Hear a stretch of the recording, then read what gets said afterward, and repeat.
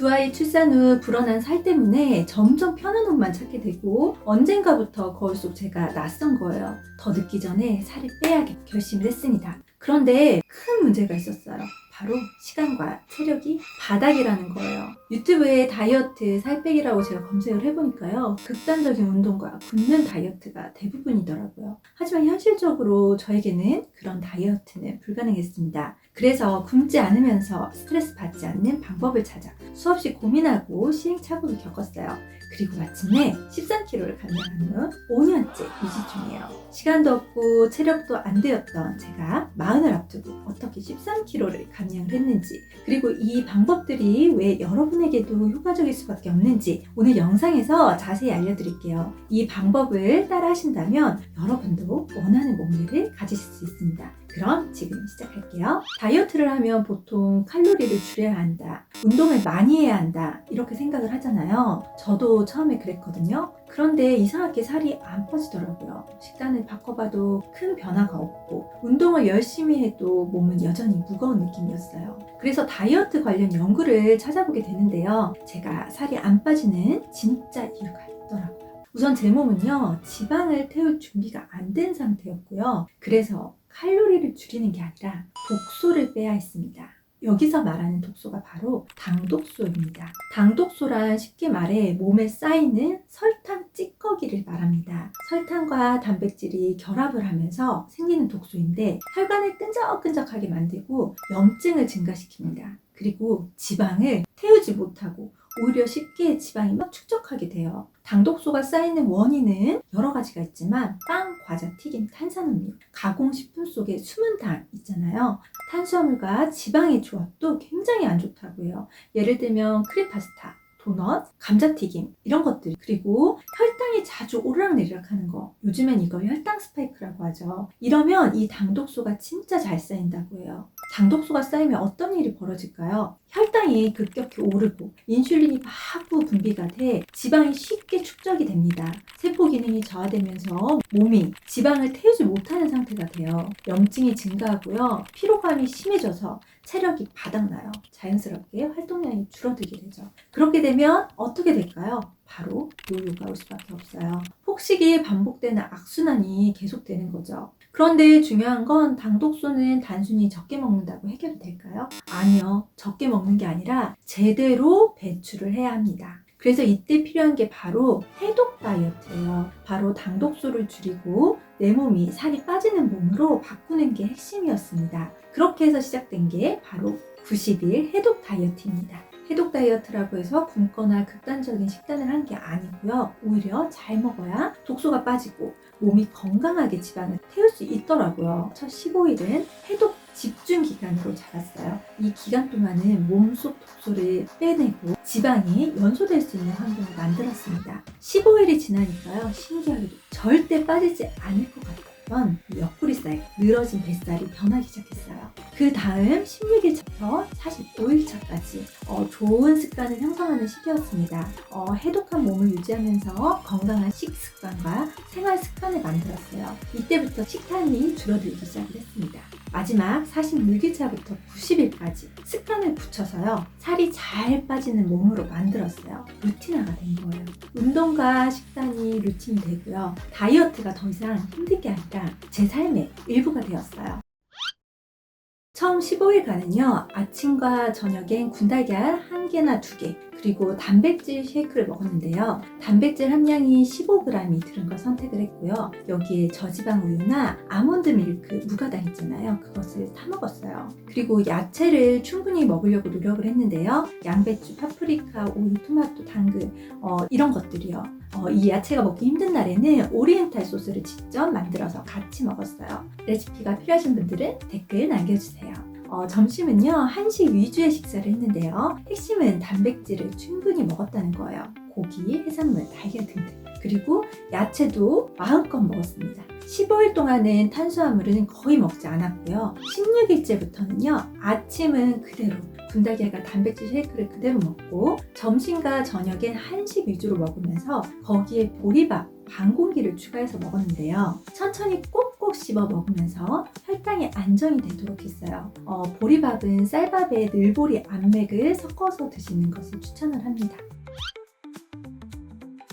이 연구 결과에 따르면요, 당독소가 축적이 되면 체내 염증 반응이 증가하고 지방 분해가 어려워진다. 그리고 자연식 위주의 식단과 항산화 성분이 당독소 배출을 도울 수 있다라고 합니다. 그리고 또 이 책을 보면요, 액상 과당이 간에서 빠르게 흡수되면서 지방 합성을 촉진하고 인슐린 저항성을 높인다라고 나옵니다. 그래서 저는요, 자연식 위주로 먹고 가공식품과 액상 과당을 완전히 끊으려고 노력했습니다. 그 결과 배는 든든한데 체지방이 빠지는 게 확실히 느껴졌고요. 식탐이 줄고 폭식 욕구가 확 줄었어요. 또 오후에 피곤한 느낌도 많이 줄었어요.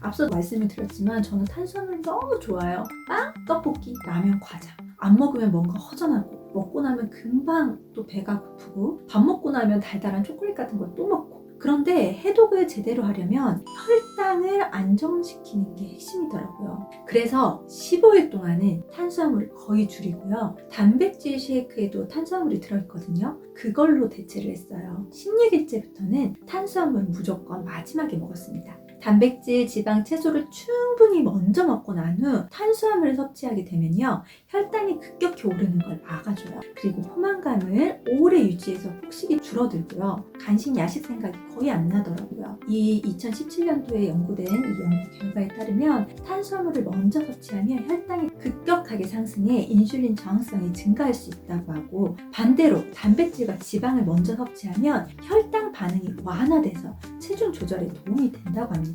그리고 제임스 펑 박사 연구에 따르면 인슐린이 높아지면 지방이 쉽게 축적이 되고 혈당이 불안정하면 다이어트가 실패하기 쉽다라고 해요. 혼자서 집에서만 먹을 수는 없잖아요. 외식을 할 때에도 최대한 해독을 방해하지 않은 메뉴를 선택을 했어요. 무조건 단백질, 채소가 많은 메뉴를 선택을 했는데요. 예를 들면 샤브샤브, 그리고 수육, 스테이크, 생선회, 해산물 이런 거 위주로 제가 선택을 했고요. 쌈장 대신 참기름, 소금, 간장을 이용을 했어요. 시중에 파는 쌈장은요, 당이 많고 불필요한 첨가물이 굉장히 많이 들어있다고 해요. 그래서 혈당을 올리는 숨은 공신이기도 합니다. 이렇게 외식을 했더니 다이어트를 하면서도 맛있게 먹을 수 있었고요. 다이어트를 하는 걸 티 안 나게 할 수도 있어요. 그리고 식사 후에도 속이 더부룩하지 않고 몸이 가벼운 느낌이었습니다. 그리고 떡볶이가 너무 먹고 싶을 때가 있잖아요. 그럴 때는 어육이 90% 이상 들어간 어묵들이 있어요. 이런 것들 사서 직접 만들었습니다. 이 레시피가 필요하신 분들도 댓글 남겨주세요. 탄수화물 중독이 굉장히 심한 편이었어요. 그런데 이 향신료의 여왕이라고 불리는 샤프란 덕분에 그 중독에서 벗어날 수 있었어요. 샤프란과 식욕 조절 효과에 관한 연구가 있는데요. 샤프란은 세로토닌 생성을 촉진하여 탄수화물 중독을 완화하는 데 도움을 줄 수 있고, 우울감과 불안감을 줄여 스트레스성 폭식을 막는 효과가 있다고 합니다. 샤프란을 꾸준히 섭취를 했더니요, 탄수화물 생각이 확 줄었어요. 그리고 기분이 더 안정이 되고 스트레스 먹방이 굉장히 줄었습니다. 그리고 수면의 질까지 좋아지면서 다이어트 효과가 극대화가 되었어요. 해독 다이어트는 단순히 덜 먹는 게 아니라고 말씀드렸죠. 이미 내 몸에 쌓인 독소를 제대로 배출을 해야 하는데요. 그래야 지방이 잘 탑니다. 그래서 저는 해독 주스를 꾸준히 만들어 먹었는데요. 이게 너무 힘들어서 나중에는 천연 건기식을 활용하였습니다. 그리고 물, 정말 중요한데요. 해독 다이어트에서 물이 정말 중요한 이유가 있어요. 물이 체지방이 연소될 때 꼭 필요하기 때문이에요. 물은 신장을 통해 독소를 배출을 해서 해독 작용을 돕고요. 혈당을 안정시키고 인슐린 저항성을 낮춰 지방을 덜 쌓이게 합니다. 그리고 포만감을 높여서요, 자연스럽게 식사량을 줄이고 폭식을 방지하기도 해요. 또 마지막으로 스트레스 호르몬인 코르티솔을 낮춰서요, 감정적인 폭식도 막을 수 있습니다. 그래서 해독 다이어트를 할 때 물을 꾸준히 마시는 게 중요합니다. 이 연구에 따르면요, 체중 30kg당 1리터의 물을 마시는 게 가장 이상적이라고 해요. 그래서 내가 만약에 60kg이라고 한다면 2리터는 드셔야 합니다. 이처럼 물을 충분히 마시는 것만으로도 다이어트 효과를 극대화할 수 있습니다. 다음은 수면 관리인데요. 충분한 숙면을 취해야 한다고 해요. 다이어트에 미치는 영향, 이 매튜 워커 박사 연구에는요, 밤 10시에서 새벽 2시에 성장 호르몬이 분비가 되고 세포가 재생이 됩니다. 그래서 살을 빼려면 이 시간에는 꼭 주무셔야 해요. 수면하니까 커피를 빼놓을 수가 없는데요. 스트레스 호르몬인 코르티솔과 커피가 관련이 굉장히 많다고 해요. 코르티솔의 분비가 불균형이 오게 되면요, 잠을 잘 못 자요. 그래서 커피가 꼭 마시고 싶은 날이 있잖아요. 그런 날은 이 코르티솔 호르몬 분비를 방해하지 않게 오전 11시가 넘어서 아메리카노 반잔 정도를 마셨고요. 늦어도 오후 3시 전까지에만 마셨습니다. 그러고 나니 점점 숙면을 하게 되더라고요. 커피가 너무 마시고 싶을 때만 이렇게 마셨고요. 좀 대체할 수 있는 캐모마일, 히비스커스 차도 많이 마셨습니다. 출산 후에 다이어트를 하면서 운동을 꼭 해야 한다는 압박이 너무 컸어요. 그런데 애 둘을 키우면서 헬스장 갈 시간이 어디 있겠어요. 그래서 저는 운동을 무조건 힘들게 하는 게 아니라 혈당을 조절하는 방법으로 접근하기로 했습니다. 식후 20분 정도 유모차를 끌고 산책을 했고요. 비 오는 날은 지하 주차장을 활용을 하고, 산책을 못하는 날은 타바타 4분 30초 루틴을 활용하였습니다. 그리고 식후 계단 오르기도 너무 좋더라고요. 많이 말고 한 5층 정도만 해도 식곤증이 많이 사라져요. 이렇게 운동을 하니까요, 운동이 부담스럽지 않고 생활 속에 자연스럽게 스며들었어요.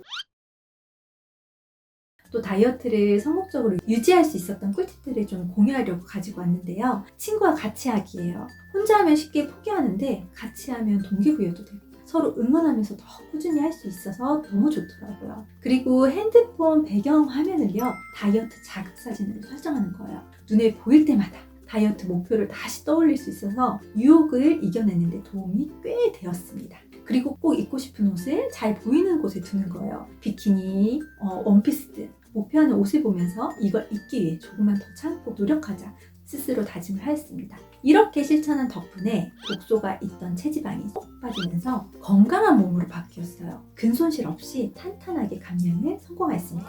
그리고 13kg 감량 후 5년째 유지 중입니다. 이제는 다이어트가 아니라 제 생활 그 자체가 되었어요. 여러분들도 굶지 않고 힘들게 운동하지 않고 스트레스 없이 원하는 몸매를 건강하게 만드실 수 있으세요. 다음번에 오늘 다 못한 이야기들을 더 깊이 있게 다룰 예정이에요. 저의 또 다른 이야기가 궁금하시다면 구독, 알림 설정 잊지 마세요. 더 알찬 내용으로 올게요. 시청해주셔서 감사합니다.